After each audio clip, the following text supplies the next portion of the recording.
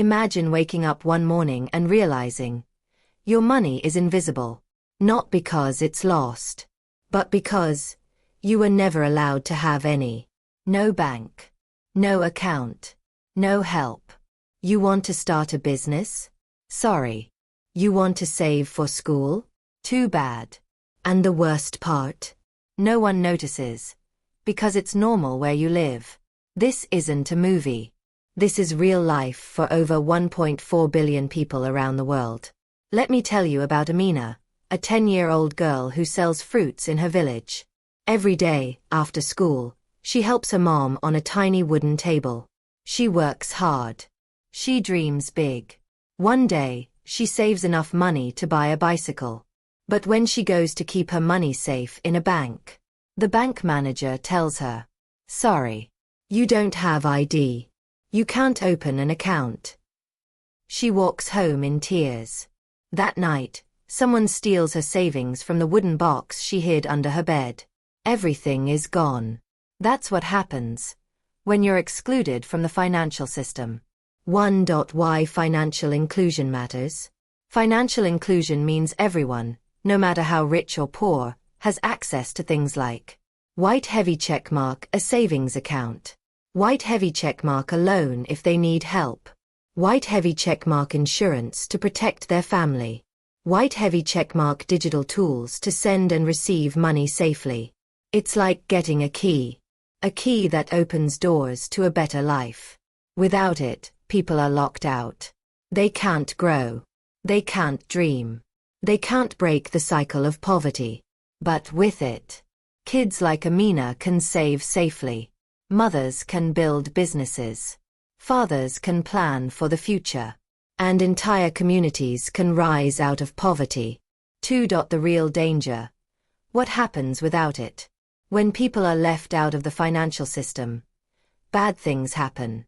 Some turn to loan sharks, people who lend money with crazy interest rates. Others hide their savings under the mattress, only to lose it to theft or disasters. Many can't even afford medicine, because they never learned how to save or budget. It's not their fault. They were never given the tools. In some places, it's because they live too far from a bank. In others, it's because they don't have a phone, or weren't taught how to use one. And for millions of women, it's simply because they're not allowed to handle money at all. Exclusion isn't just a lack of money. It's a lack of power, freedom, and hope. 3. The twist, the power of technology. But here's the twist in this story. Financial inclusion is not just possible.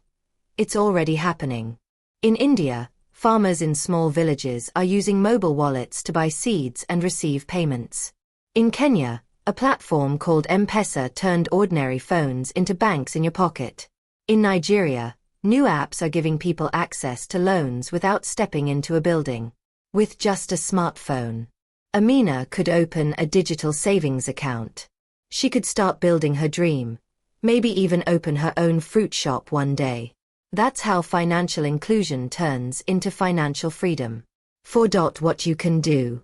So, what can you do about all this? White Heavy Checkmark support fintech startups that focus on the poor. White Heavy Checkmark share financial tips in your own community. White Heavy Checkmark teach your little cousin how saving works. White Heavy Checkmark, and if you're in power, push for policies that make banking easier and safer for all.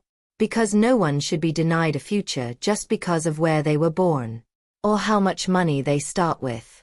Financial inclusion is not charity. It's justice. If you believe every kid deserves a shot at their dream, like Amina, hit the like button, share this story, and don't forget to subscribe to Build Your Finance with Godson. Because changing the world starts with changing how we think about money.